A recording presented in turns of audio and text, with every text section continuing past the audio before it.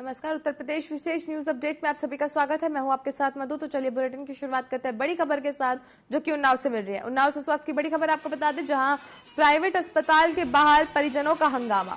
बड़ी खबर आपको उन्नाव से बता रहे, जहां प्राइवेट अस्पताल के बाहर परिजनों का हंगामा। गलत उपचार करने से महिला की मौत हो गई है। बता दें, गलत उपचार करने से महिला की मौत हो गई है। महिला की मौत पर परिजनों ने अस्पताल में हंगामा किया है। डॉक्टर पर सही उपचार नहीं करने का आरोप लगा है। 60,000 रुपए लेने के बाद भी इलाज सही तरह से नहीं किया गया। हंगामे की सूचना पर सदर कोतवाली पुलिस मौके पर पहुंची। मामले की जांच में पुलिस जुट गई है। बता दें, सदर कोतवाली क्षेत्र के आजाद हॉस्पिटल का ये पूरा मामला है। तो बड़ी खबर आपको उन्नाव से बता रहे, जहां पर अस्पताल के बाहर परिजनों ने हंगामा किया है। बता दें कि महिला का सही उपचार नहीं होने के कारण उसकी मौत हो गई। वहीं हंगामे की सूचना पर पहुंची सदर कोतवाली पुलिस जांच में जुटी है। उन्होंने जांच करने का आश्वासन दिया है। सदर कोतवाली क्षेत्र के आजाद हॉस्पिटल का ये पूरा मामला बताया जा रहा है। तो बड़ी खबर आपको बोला, हमारी बहन की डिलीवरी हुई थी, इन्होंने आरके सिंह ने किया था डिलीवरी, और 5 तारीख को डिलीवरी किया। डिलीवरी सही से नहीं की है, ऑपरेशन सही नहीं किया, पूरा पेट सूज गया। मेरा इतना ज्यादा पेट सूज गया कि मैंने इनको परसों दिखाया। इन्होंने कहा कि कराइए सिटी स्कैन। मैंने सिटी स्कैन कराया। उसके बाद सिटी स्कैन कराने के बाद इन्होंने कहा आजा हॉस्पिटल में एडमिट कर दीजिए। और यहाँ पे सर आज इन्होंने ऑपरेशन किया। ऑपरेशन करने के बाद 60,000 रुपया हमसे लिए। कहीं पैसा जमा करिए आप। सच्चाई ये है कि ये मरीज के लैट्रिन और हवा खुलना बंद हो गया था। इसका हम लोग ने सीटी स्कैन करवाया, उसमें मवाद बताया। वाजपेयी के यहाँ से सीटी स्कैन कराया, उन्होंने पेट के अंदर मवाद बताया, ऑब्स्ट्रक्शन बताया। तो चलिए बढ़ते हैं अब खबरों की ओर। हाथरस कोतवाली क्षेत्र के श्यामकुंज स्थित MLDV पब्लिक स्कूल में शिक्षक ने 11वीं कक्षा के छात्र की पिटाई कर दी, जिससे छात्र को गंभीर चोटें आई। परिजनों को घटना के बारे में पता चला तो उन्होंने प्रिंसिपल से शिकायत की, लेकिन स्टाफ ने अपने शिक्षक का पक्ष लेते हुए छात्र और उसके परिवार को स्कूल से बाहर निकाल दिया। इस घटना से आहत परिजनों ने स्कूल के बाहर जमकर हंगामा किया। हंगामा बढ़ता देख स्कूल प्रबंधन ने घटना की जानकारी पुलिस को दी, जिसके बाद सूचना पर पहुंची पुलिस ने छात्रों और स्कूल स्टाफ से मामले की जानकारी जुटाने शुरू कर दी है।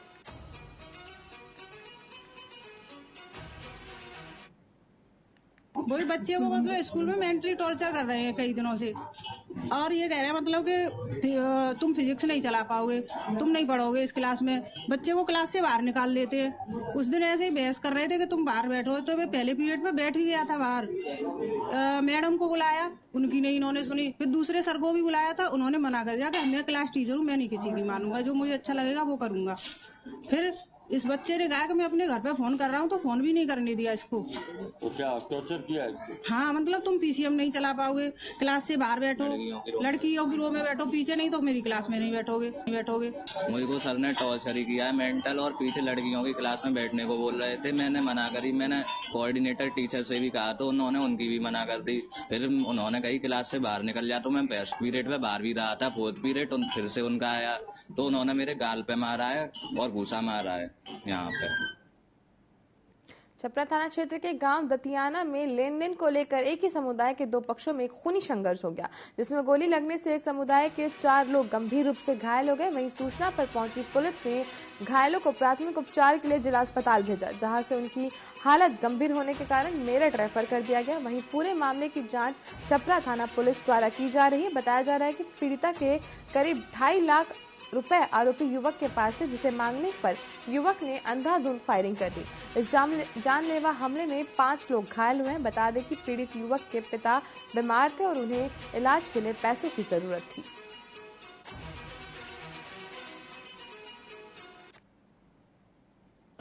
मेरे पापा की तबीयत खराब है, उनका 2 ऑपरेशन हो चुके हैं। मैं उनके हमारे 2.5 लाख रुपए थे, मैं अपने पैसे उनके लिए मांगने गया।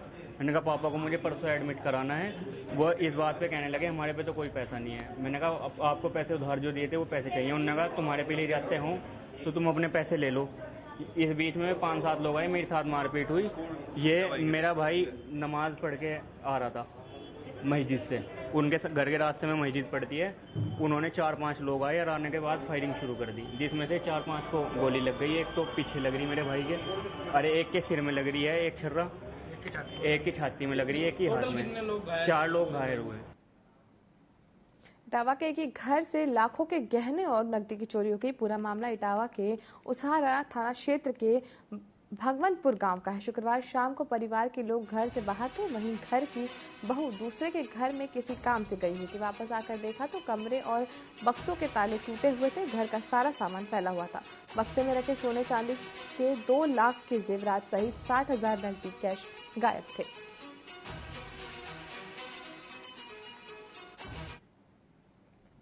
चोरी में 60,000 रुपए गए हैं। उनकी भाभी के रखे थे, चुपके से अपने रखे तो उन्होंने, वो आशा में काम करती है, लगभग 10-12 हज़ार सैलरी मिलती है, तो उन्होंने बच्चों को अपने स्पेशल रखे थे। अच्छा। तो और एक लड़ है जंजीर और 5 अंगूठी हैं, तो एक जेंट्स की है, 4 लेडीज की है, और पैरों की पाजे बोलते हैं ना वो वाली है, एक कमर की कंदनी बोलते हैं वो है। पीएम मोदी रविवार को 2:45 बजे इटावा पहुंचेंगे, जहां वो भरतनाथ विधानसभा के 4 लोकसभा क्षेत्रों में संयुक्त रूप से विशाल जनसभा को संबोधित करेंगे। पीएम दूसरी बार भरतनाथ विधानसभा में रैली करने पहुंचेंगे। इससे पहले 2014 में पूर्व सांसद अशोक दोहरे के लिए वोट की अपील करने पहुंचे थे। एक तरफ जहां प्रदेश और जिले भर के संगठन विशाल जनसभा की तैयारी में जुटे हुए हैं, वहीं पीएम की सुरक्षा के लिए कई दिन पहले एसपीजी के वरिष्ठ अधिकारी आयोजन स्थल पर पहुंचे। भाजपा जिला महामंत्री ने बताया कि पीएम की सभा में 8 फीट ऊंचा, 32 फीट चौड़ा और 60 फीट वाटरप्रूफ मंच तैयार किया गया है, जिसमें फर्रुखाबाद लोकसभा क्षेत्र समेत इटावा, कन्नौज और मैनपुरी के प्रत्याशियों के साथ करीब 2 लाख समर्थक शामिल होंगे। लोकसभा क्षेत्र में माननीय प्रधानमंत्री जी के आगमन का लोग उत्साह के साथ प्रतीक्षा कर रहे हैं और जबरदस्त लोगों में उत्साह है माननीय प्रधानमंत्री जी को सुनने के लिए। अपने देश के लाडले प्रधानमंत्री पहली बार इटावा की ऐतिहासिक धरती पर आ रहे हैं, तो सब लोग पूरी तैयारी से लगे हुए हैं। तो लगभग कितनी भीड़ होने की संभावना है? तो आप कल देखेंगे, परसों देखेंगे, यहाँ पे लाखों के लोग संख्या में लोग इकट्ठे होंगे और माननीय प्रधानमंत्री को सुनने के लिए लोग लालायित हैं।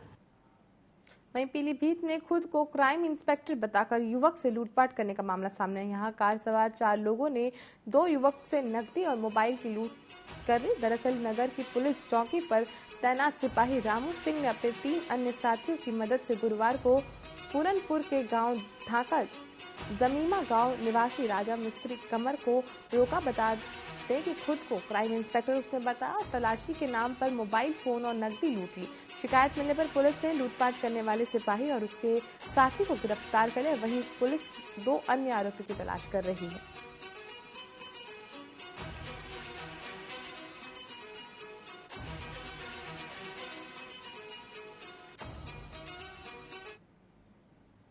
कल थाना पूरनपुर पर 2 सूचना प्राप्त हुई, जिसमें थाने पर तैनात पुलिस आरक्षी रामू सिंह सहित 4 व्यक्तियों के द्वारा क्राइम इंस्पेक्टर बनकर एक व्यक्ति से मोबाइल एवं पैसा छीनना तथा एक व्यक्ति से मोबाइल के द्वारा जबरन पैसा ट्रांसफर करने की सूचना प्राप्त हुई।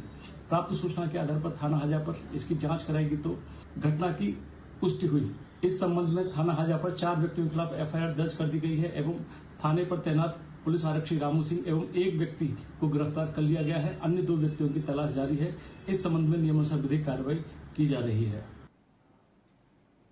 लखनऊ कानपुर हाईवे में जनरत एसी बस में भीषण आग लगी। इसमें बस में सवार कर रहे यात्रियों में हड़कंप मच गया। उत्तर प्रदेश परिवहन निगम की जनरत एसी बस लखनऊ से कानपुर जा रही थी। इसी दौरान चालक कैबिन में शॉर्ट सर्किट से आग लगी। चलती बस में आग और धुआं देखकर चालक ने इमरजेंसी ब्रेक लगाकर बस रोका। इसके बाद बस सवार 31 यात्रियों को आनन फानन में बाहर उतारा गया। ड्राइवर और कंडक्टर की सूझबूझ से बड़ा हादसा होते होते रह गया। सूचना मिलने पर दमकल की टीम मौके पर पहुंची और कड़ी मशक्कत के बाद आग पर काबू पाया गया।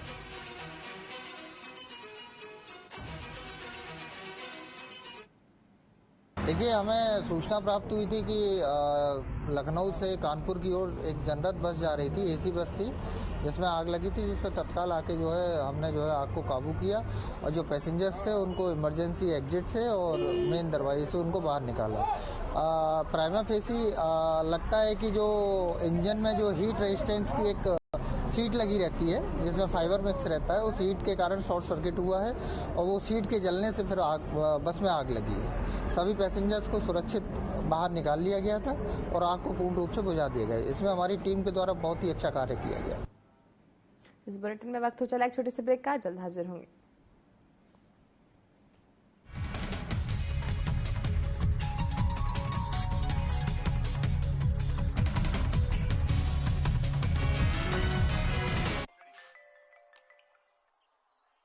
इन्होंने देख महतारी वंदन योजना के खाता में 1000 रुपया आहे। हाँ माँ, साल के 12,000 रुपए आते खाता माँ। तभी तो कही थो जेन बना है तेन तो सवाही, हम सबके वोट मोदी ला जाही। सही कहे, सही कहे।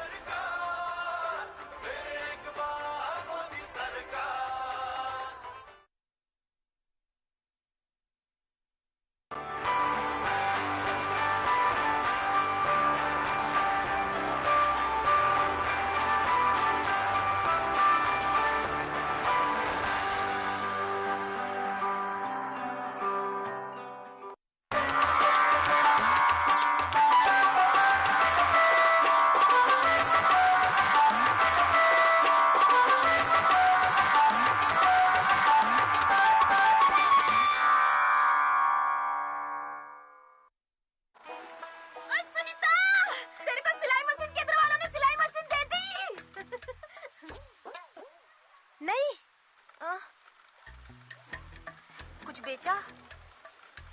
फिर सुनीता बता ना।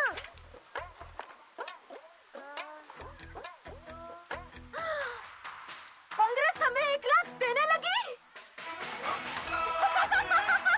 अरे कांग्रेस हमें 1 लाख देने लगी। राजनीति खेल है शह और मात का, घात और प्रतिघात का।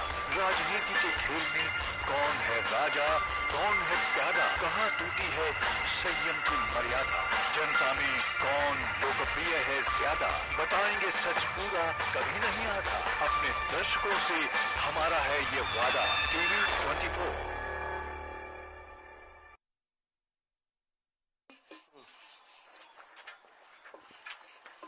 सुना था हमारे प्रधानमंत्री आवास के स्वीकृति मिल गए है। हमारे देश से 18 लाख गरीब परिवार ला पक्का मकान मिलने वाला है। उतमिल नहीं रीस जेन बनाए हैं तेने तो सवारी, हम सबके वोट मोदी ला जाही। जेन बनाए हैं तेने सवार ही, हम सबके वोट मोदी ला जाही। गरीब के हक।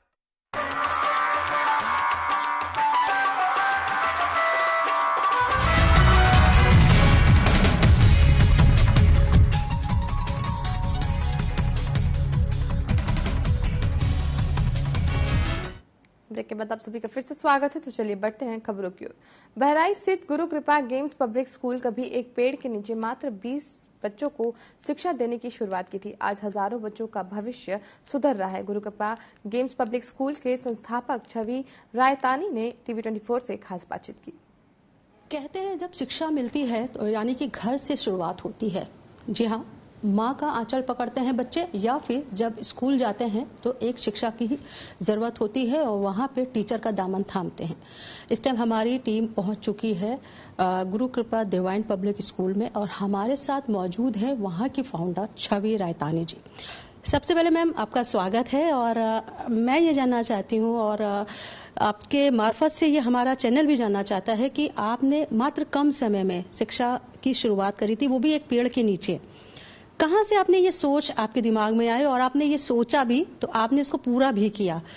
तो इतना लंबा का सफर जो तय आपने किया है, कितनी मुश्किलें आई और कहाँ तक आप लगातार अभी बढ़ती ही जा रही हैं? सबसे पहले तो मैं टीवी 24 का धन्यवाद करती हूँ। इस विद्यालय की शुरुआत 2004 ऐसा सब कहते हैं 12 अप्रैल को हुई क्योंकि वो फाउंडेशन दिवस है, बट सच तो ये है कि वो 2002 में ही शुरू हो गई थी जब मैं अपने गुरु के पास प्रथम बार बॉम्बे गई थी। जब मैं एक साधना सीख रही थी उस दौरान उन्होंने मुझसे कहा कि तुम छोटे बच्चों के साथ क्यों नहीं काम करती हो? तो मैंने कहा माया में जाऊं? उन्होंने बोला माया बाहर नहीं, माया मन में है, और ये बच्चे माया नहीं, बच्चे ईश्वर स्वरूप है, छोटे कृष्ण स्वरूप है और इनके साथ कार्य करो। तो ये बीज उन्होंने ही डाल दिया। और उसके बाद उन्होंने कहा मैं विद्यालय का नाम, हमने पूछा कि क्या दिए, तो उन्होंने कहा गुरु कृपा।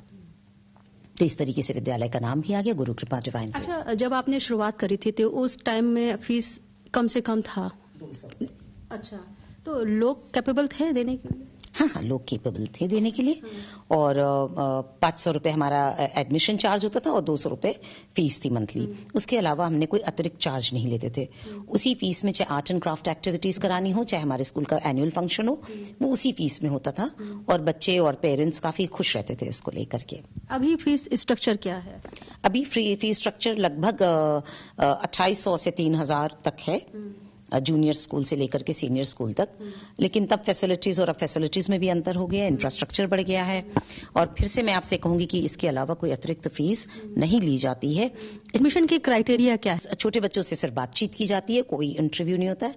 सीनियर क्लासेस में रिटन एंट्रेंस टेस्ट के थ्रू उनका एडमिशन होता है। डोनेशन तो नहीं चलते हैं, डोनेशन तो कभी नहीं चलते और ना कभी चलने देंगे हम।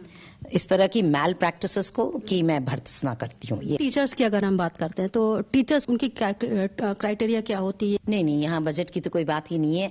As per the CBSE norm teachers को, प्री प्राइमरी के टीचर्स को NTT और अपर क्लासेस में टीचर्स को B.Ed होना चाहिए, 1 upward B.Ed होना चाहिए उनके लिए। अच्छा, जैसे CBSE ने कह रखा है कि 70 आवर्स ऑफ ट्रेनिंग है, 75 आवर्स ऑफ ट्रेनिंग, तो उनकी वो ट्रेनिंग्स भी चलती हैं। आप NGO से एफिलिएटेड भी कुछ काम करती हैं? जी, हमारा अपना ही NGO है, गुरु कृपा महिला बाल एवं वृद्ध कल्याण समिति। और इसके तहत हम अनेक कार्यक्रम चलाते हैं। तो मुझे हर बच्चे में अपना बेटा दिखता है, चाहे वो लड़की हो चाहे लड़का हो। तो इसके लिए न सिर्फ उनकी शिक्षा बल्कि उनकी सुरक्षा और उनकी मेंटल एंड इमोशनल वेलबींग को लेकर के मैं काफ़ी सावधान और सचेत रहती हूँ। यदि कोई भी बच्चा अगर परेशान है, डिप्रेस्ड है, तो मैं पर्सनली जाकर के उनसे बातचीत करती हूँ और उनकी प्रॉब्लम सॉर्ट आउट करने की कोशिश करती हूँ। छवि इस बार कैसे होगी कि वोट देंगे इस बार, और किन मुद्दों पे है? वोट तो मैं हमेशा देती हूँ और वोट देना भी चाहिए, क्योंकि India is a democracy and it is the largest democracy. Democracy की सबसे खूबसूरत बात यह है, vote for democracy. Why? Because democracy means it is a government of the people, by the people, for the people. तो अपने लिए vote अवश्य करें। जी, बात करने के लिए बहुत बहुत शुक्रिया। जी हाँ, जैसे छवि जी का तो यही कहना है कि शिक्षा के साथ साथ यानी कि अपने मतों का भी जरूर यूज करना चाहिए। बहराइच से रूबी सिद्दीकी, कैमरा पर्सन उत्तम के साथ। पूर्व मंत्री और बस्ती की हरैया सीट से 3 बार के विधायक रहे राजकिशोर सिंह ने गुरुवार को बीजेपी का दामन थामा। लखनऊ में पार्टी के प्रदेश अध्यक्ष भूपेंद्र चौधरी, डिप्टी CM ब्रजेश पाठक सहित अन्य शीर्ष नेताओं की मौजूदगी में राजकिशोर सिंह ने भाजपा की सदस्यता ली। राजकिशोर सिंह के साथ उनके भाई पूर्व दर्जा प्राप्त राज्य मंत्री बृजकिशोर सिंह डिम्पल ने भी भाजपा ज्वाइन की। राजकिशोर सिंह का जिला में बड़ा जनाधार है और अपने भाई के साथ शामिल होने के बाद उन्होंने सांसद हरीश द्विवेदी के साथ केंद्रीय गृह मंत्री अमित शाह से मुलाकात की।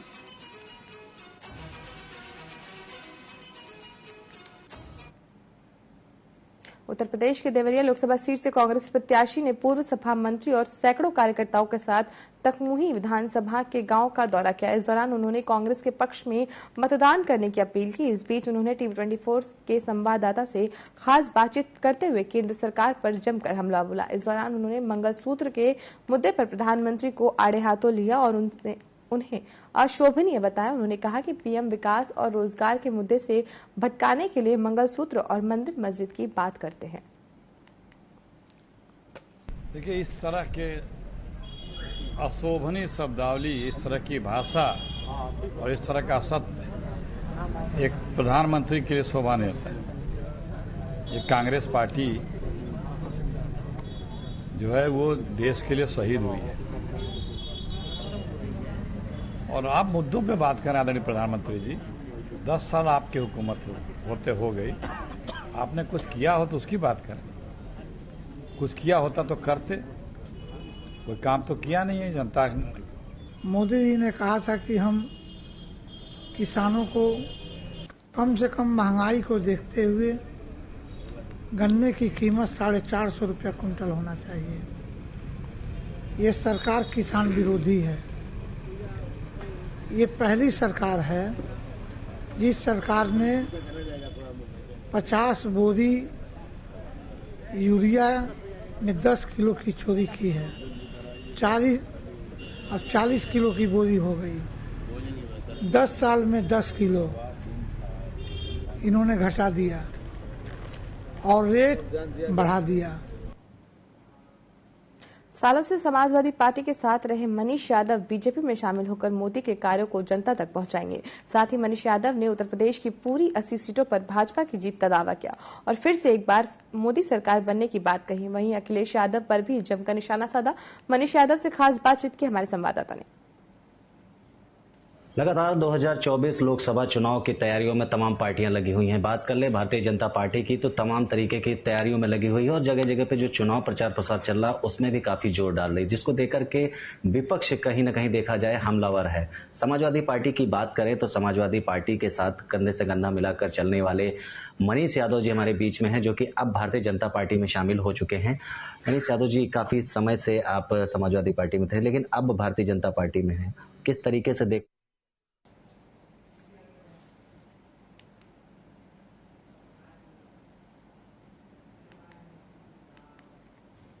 लोकसभा चुनाव को लेकर सभी राजनीतिक दल अपनी अपनी तैयारियों में जुटे हुए हैं। वहीं इस बार प्रचंड जीत के लिए बीजेपी ने सभी नेता कमर कस चुके हैं और अपने अपने लोकसभा क्षेत्रों में जनता के बीच पहुंच रहे हैं। वहीं इन तमाम सवालों को लेकर बीजेपी नेता हरीश चंद्र गुप्ता से खास बातचीत की हमारे संवाददाता ने। नमस्कार, मैं हूं रूबी सिद्दीकी और आप देख रहे हैं टीवी 24। इस टाइम मैं मौजूद हूं बहराइच में और बहराइच में हमारे साथ हरीश चंद्र गुप्ता जी हैं, बीजेपी के सक्रिय नेता हैं। चुनावी सरगर्मियां बढ़ चुकी हैं और ऐसे में हरीश जी का यहां पे लगातार जनता के बीच में आना जाना बना हुआ है। और ये भी बता दूं कि लगातार हरीश जी यहां से काफी लोकप्रिय नेता में भी चुने जाते हैं। जनता काफी इनको पसंद भी करती है। सबसे पहले तो हरीश जी आपका स्वागत है। जी हरी जी, आप चुनाव को लेकर क्या तैयारियां चल रही हैं? आपके जिम्मे कौन सी काम आए हैं यहाँ पे? क्या क्षेत्र में आप निकल रहे हैं? हमारे जिम्मे विधानसभा बलहा के हम प्रभारी हैं। लोकसभा 56 लोकसभा बहराइच में बलहा विधानसभा पड़ती है, उस बलहा विधानसभा के हम प्रभारी हैं। और भारतीय जनता पार्टी में 2 बार हम उपाध्यक्ष रहे हैं, 2 बार हम जिला पंचायत सदस्य रहे हैं। महसी क्षेत्र पड़ता है वहाँ से, वहाँ पुराना हमारा गाँव है। और विधानसभा बलहा हम देख रहे हैं, हमारा सभी सेक्टर स्तर पर जाना हुआ। हमारे लिए भारतीय जनता पार्टी की तरफ से पूरी तैयारी है। हमारे सेक्टर स्तर तक, बूथ स्तर तक पन्ना प्रमुख सब बने हैं और भारतीय जनता पार्टी नरेंद्र मोदी जी के नेतृत्व में चुनाव लड़ रही है। और जो भारतीय जनता पार्टी द्वारा विकास के कार्य किए गए हैं, उन विकास कार्यों को लेकर के हम लोग जनता के बीच में जा रहे हैं। जनता का पूरा समर्थन है और भारतीय जनता पार्टी यहाँ काफी भारी वोटों से इस लोकसभा बहराइच जीतेगी। अच्छा, प्रचंड गर्मी है, ऐसे में आप लोग की भी जिम्मेदारियां बढ़ गई हैं और आप भी क्षेत्र में जा रहे हैं, लोगों से मिल भी रहे हैं और समस्याएं भी निकल के आती होंगी, उनका भी आप निपटारा करते होंगे। जैसे कि आपने बताया आप 2 बार पंचायत चुनाव भी जीत चुके हैं और अध्यक्ष पद का भी आपने बखूबी रोल अदा किया है यहाँ से। एक सवाल ये होगा कि क्या यहाँ की जनता में अभी भी उतना ही आपको प्यार दुलार मिलता है? क्योंकि जब नेता हट जाते हैं, उस पद को छोड़ देते हैं या ये कह सकते हैं कि अपनी जगह से थोड़े बहुत भी इधर से उधर हो जाते हैं, तो क्या वो लोकप्रियता खत्म हो जाती है? जैसे कि अभी जिम्मेदारियां आपको दी गई हैं, आपको हाथों हाथ लिया जा रहा है, जैसे आपने बताया। जनता की इस बार की समस्याएं क्या रहेंगी? जनता की समस्या जो भी है वो भारतीय जनता पार्टी समस्या दूर कर रही है। गरीबी जो नारा दिया था प्रधानमंत्री जी ने 2014 में कि हमारी सरकार बनेगी तो ये गरीबों की सरकार होगी, पिछड़ों की सरकार होगी, दलितों की सरकार होगी और सबका साथ, सबका विकास, सबका विश्वास हासिल करेंगे। उस पर हमारी सरकार ने अभी तक काम किया है और सब लोग स्वयं, जनता तैयार है, जनता लड़ रही है। कार्यकर्ता तो पीछे हो जाते हैं लेकिन जनता आगे आगे चल रही है भारतीय जनता पार्टी के लिए। और नरेंद्र मोदी और योगी आदित्य जी के नाम पर जनता ने मन बना लिया है कि तीसरी बार भारतीय जनता पार्टी की केंद्र में सरकार बनेगी, उसको कोई रोक नहीं पाएगा। बात करने के लिए बहुत बहुत शुक्रिया। जी हाँ, हरी जी का तो यही कहना है, निश्चित तौर पर यहाँ पे जीत हासिल ही करके रहेंगे। बहराइच से कैमरा पर्सन उत्तम के साथ रूबी सिद्दीकी। तो चलिए आपको जाते जाते छोड़ चलते हैं बेमेतरा, जहां पर सीएम विष्णुदेव साय प्रत्याशी विजय बघेल के समर्थन में जनसभा को संबोधित कर रहे हैं। उनके स्वागत करत है और आपन जो हमार बड़ी आत्मीयता के साथ स्वागत करे हो ओकर लिए भी बहुत बहुत आप मन ला धन्यवाद, आप मन ला आभार। जैसे हमारे मंत्री जी कहिन कि आज मुख्यमंत्री के नाते कुछ मैं देहे बर नहीं आया हूं, बल्कि आप मन से मांगे बर आए हूं। हमला हमारे देश के यशस्वी प्रधानमंत्री जी श्री नरेंद्र मोदी जी ला तीसरी बार प्रधानमंत्री बनाना है ना। आप सभी के समर्थन है, हमारे माता बहनी मन के तरफ आप मन के भी समर्थन है। चलिए बहुत बहुत धन्यवाद। हमारे लिए सौभाग्य की बात है कि नरेंद्र मोदी जी जैसा एक